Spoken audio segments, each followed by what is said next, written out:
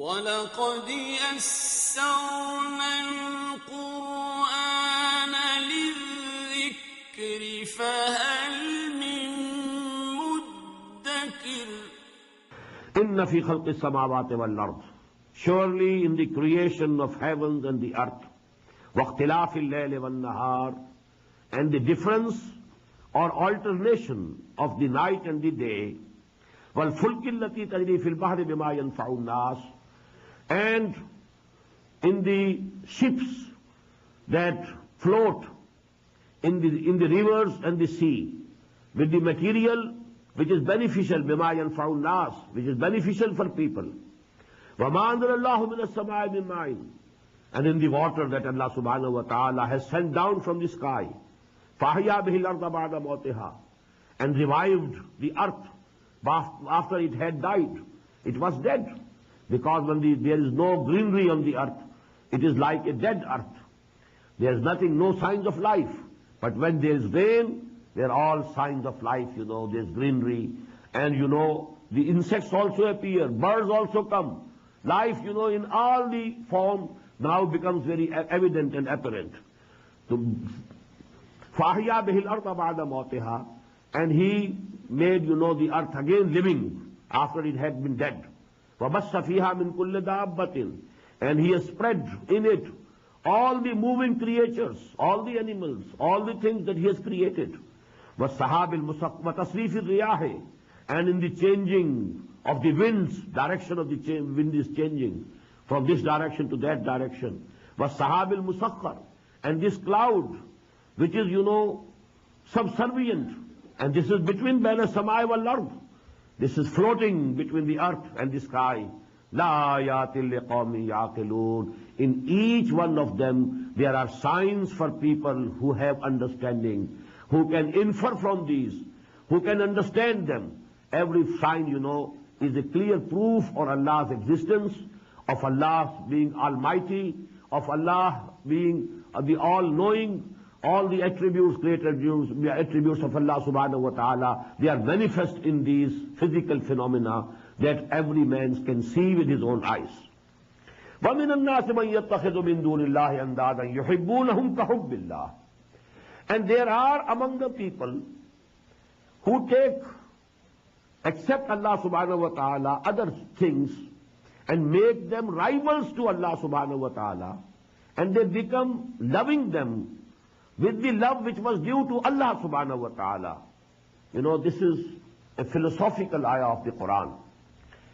Because, and let me mention here, Dr. Rafiuddin, he's a very big scholar, and he explained the philosophy of self of Allama Iqbal in a very philosophical book of his, and that is the ideology of the future. The main theme of the philosophy is that in man there is an urge for love. He wants to love someone, something, some idea, some ideology. This is the basic urge in every human being. So much so that for this love of his, he can sacrifice, and he is ready to sacrifice even his life. Because the modern psychologists, they tell us that the most potent instincts in man are the preservation of the self and the preservation of the species. You want to live. You want to save yourself. This is the most potent instinct in every living being. But in men we find, men have sacrificed their lives for ideologies.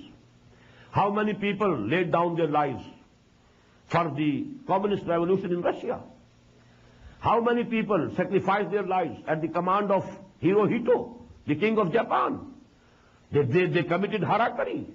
They committed suicide at the command of the emperor.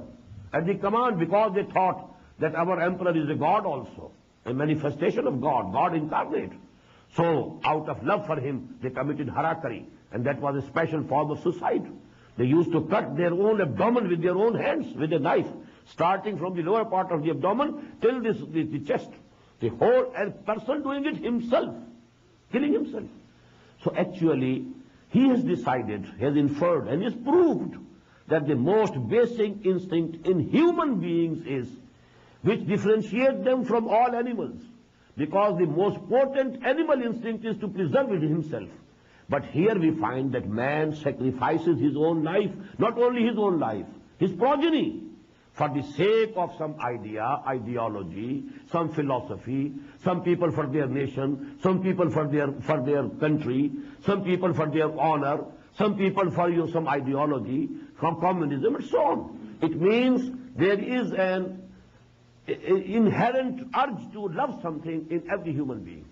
This inherent urge of love was basically produced in us for the love of Allah subhanahu wa ta'ala. But people who don't reach that place, who can't comprehend Allah subhanahu wa ta'ala, who have not recognized, who didn't have the marfa of Allah subhanahu wa ta'ala, now they place somebody else, something else in his place, and they start loving him or that idea with the intensity with which they should have loved Allah subhanahu wa ta'ala. And that is the basic reason of shirk. Sometimes it is the country, my country. I am sacrificing my life for my country, my nation. I am sacrificing. I have dedicated myself to my nation, my religion, my philosophy, my ideology, my revolution. So actually all this was to be for Allah subhanahu wa ta'ala, but people out of ignorance, when they couldn't reach the concept and the marfa, the understanding of Allah subhanahu wa ta'ala, then they place something else at that place. Because if you are very hungry, you eat everything then. Even haram can be eaten at that time. Even the dead flesh, the flesh of a dead animal can be eaten. Because the urge to eat is so strong in you that if the good food is not available, you are eating the very foul food. In the same way, if this urge of love, it is not attached to Allah subhanahu wa ta'ala, it will somehow attach with something else. And that thing will become your God now. Either it is watan, or it is qawm, nation, or country, or some idea, or some ideology. وَمِنَ النَّاسِ مَنْ يَتَّخِذُ مِنْ دُونِ اللَّهِ أَنْدَادًا يُحِبُّونَهُمْ كَحُبِّ اللَّهِ. There are from among people who take or make something rival to Allah, and they start loving them, loving that thing, or loving those things, just as they should have loved Allah subhanahu wa ta'ala, كَحُبِّ اللَّهِ وَالَّذِينَ آمَنُوا أَشَدُّ حُبًّا لِلَّهِ. And those who have real faith, who have reached the iman, who have reached the gnosis of Allah subhanahu wa ta'ala, who have got the marfa of Allah subhanahu wa ta'ala, they love Allah subhanahu wa ta'ala more than anything. وَالَّذِينَ آمَنُوا أَشَدُّ حُبًّا لِلَّهِ. Now this is the essence of iman, and this is the criterion on which we can assess ourselves. Is Allah more dear to us than our own lives? Is Allah more dear to us than our sons and daughters and parents or our wives? Is Allah more dear to us than all the wealth of the world? If the answer is yes, Allah is more dear to me than anything else, then it is iman. Thank God that you have the iman. And if anything is there which is more dear to you than Allah, then that is your God, not Allah. If you love wealth more than Allah, then Allah is the wealth is your God, not Allah subhanahu wa ta'ala. That is why the Prophet said, Ta'is abdul dinar wa abdul dirham. Woe to the bondsman of dirham and dinar. Because whosoever loves, this wealth, dollar, more than Allah subhanahu wa ta'ala, dollar should come, money should come, rupee should come. Whether it is coming from halal or haram, I don't care. It means it is more beloved to you. It's more dear to you than Allah subhanahu wa ta'ala. So you may be having the name of Abdul Rahman, but actually you are Abdul Dinar, you are Abdul Dirham. Ta'is Abdul Dinar wa Abdul Dirham. Woe to the Abdul Dinar and Abdul Dirham, a man who is a bondsman to Dinar and Dirham. So whosoever is most loved by you, he is actually your Lord, he is actually your God, and you are worshipping him. وَالَّذِينَ آمَنُوا أَشَدُّ حُبًّا لِلَّهِ. And those who have real iman, they love Allah more than anything else. Let me quote here the ayah number 24 of Surah Al-Tawbah. قل إن كان آباؤكم وأبناؤكم وإخوانكم وأزواجكم وعشيرتكم وأموال اقترفتموها وتجارة تخشون كسادها ومساكن ترضونها أحب إليكم من الله ورسوله وجهاد في سبيله فتربصوا حتى يأتي الله بأمره والله لا يهدي القوم الظالمين. Say to them, O Muhammad sallallahu alayhi wa sallam, if your fathers and your brothers and your sons and your wives or spouses or your relatives and the wealth that you have gathered and the business about whose, you are always fearing about some recession, and of the big buildings that you have built, which you very much like, if all these eight things are more dear to you than Allah and His Messenger and going to jihad for the cause of Allah, then go and wait till Allah subhanahu wa ta'ala declares His final judgment, and Allah is not going to guide such rebellious type of people. Now this is actually the criterion of Iman. So وَالَّذِينَ آمَنُوا وَشَدُّ حُبًّا لِلَّهِ وَلَوْ يَرَى الَّذِينَ ظَلَمُوا يَرَوْنَ الْعَذَابَ أَنَّ الْقُوَّةَ لِلَّهِ جَمِيعًا وَأَنَّ اللَّهَ شَدِيدُ الْعَذَابِ. And only if these people who had committed sins, who have been unjust, who have done shirk, because this is the description of shirk, if they could see the azab, is yaron al-azab, if they could see the moment, if they could visualize the time, when they will see the azab and the punishment and the chastisement, and they will clearly understand at that time, أَنَّ الْقُوَّةَ لِلَّهِ جَمِيعًا, that all authority is with Allah, وَأَنَّ اللَّهَ شَدِيدُ الْعَذَابِ, and that Allah is very severe in punishment. These realities will dawn on them at that time. Only if it could dawn on them at this time, this would have been beneficial for them. استبرأ الذين تبعوا من الذين اتبعوا. When those who were followed, the leaders, the general public was following them. They may be religious leaders, they may be the political leaders who have given slogans to the public at large. When those people who were followed, they will disown them who were following them. وَرَاوُ الْعَذَابِ. And when they will see before their eyes the punishment of Allah subhanahu wa ta'ala, the fire of hell, وَتَقَطَّعَتْ بِهِمُ الْأَسْبَابِ, and all the relations between them will all be broken and cut.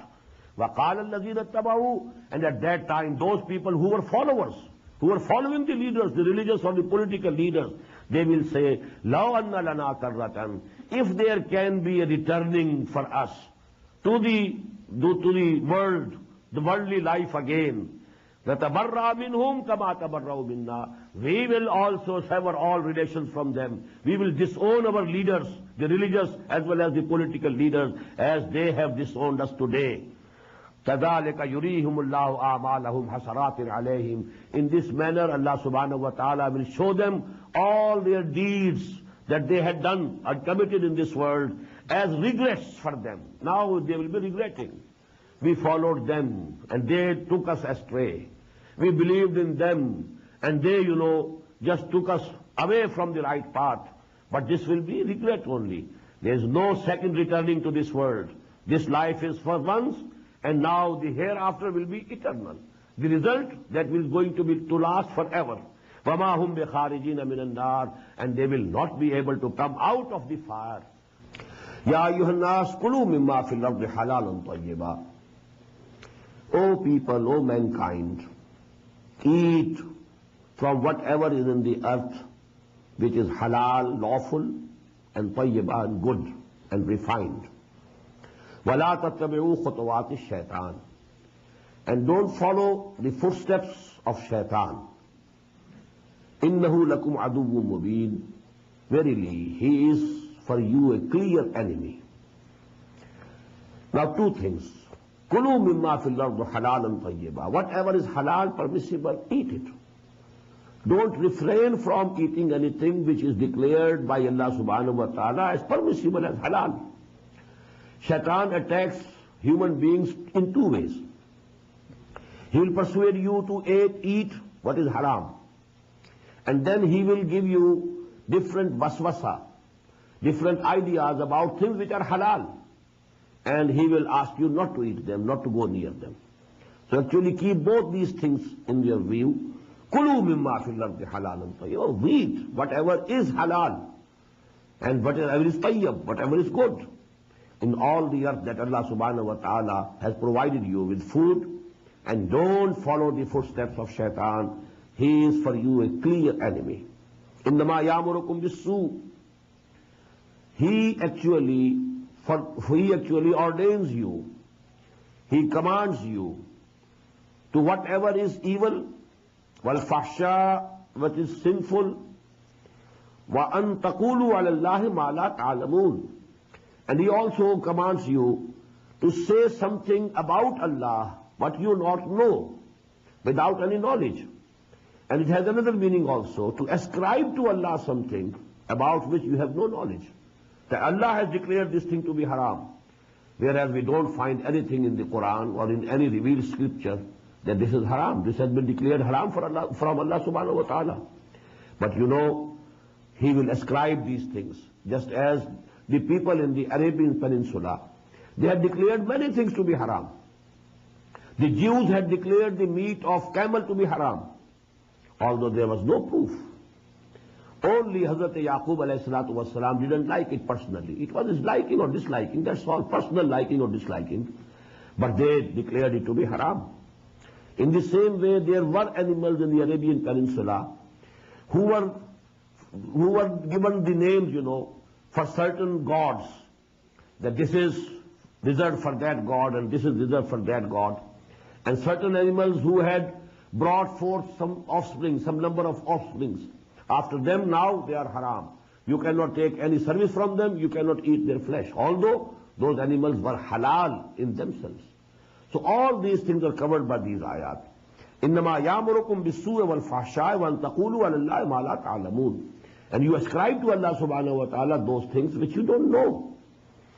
وَإِذَا قِيلَ لَهُمُ اتَّبِعُوا مَا أَنزَلَ اللَّهُ. And when it is said to them, follow what Allah subhanahu wa ta'ala has sent down, what He has revealed. قَالُوا بَلْ نَتَّبِعُ مَا أَلْفَيْنَا عَلَيْهِ آبَانَا. They say, instead, we shall follow on what we found our forefathers. Whatever they were doing, whatever their practices, we shall follow them. أَوَلَوْ كَانَ آبَاؤُهُمْ لَا يَعْقِلُونَ شَيْئًا. What? Will they follow their fathers, forefathers? Although it may be that their fathers were not knowing anything, but not understanding anything. أَوَلَوْ كَانَ آبَاؤُهُمْ لَا يَعْقِلُونَ شَيْئًا وَلَا يَهْتَدُونَ. And they were not the guided people, they were not on the guidance. وَمَثَلُ الَّذِينَ كَفَرُوا كَمَثَلِ الَّذِي يَنْعِقُ بِمَا لَا يَسْمَعُ إِلَّا دُعَاءً وَنِدَاءً. And the likeness of these people, these kuffar, who worship idols and who call them, their gods, their idols, for help and pray to them, prostrate before them, their likeliness is to the people, to a shepherd who calls his flock of sheep. Although this flock of sheep, they understand nothing, but only that someone is crying and someone is, calling, except that. So just like animals, these idols even don't understand, don't hear, but they are calling them and they are praying to them.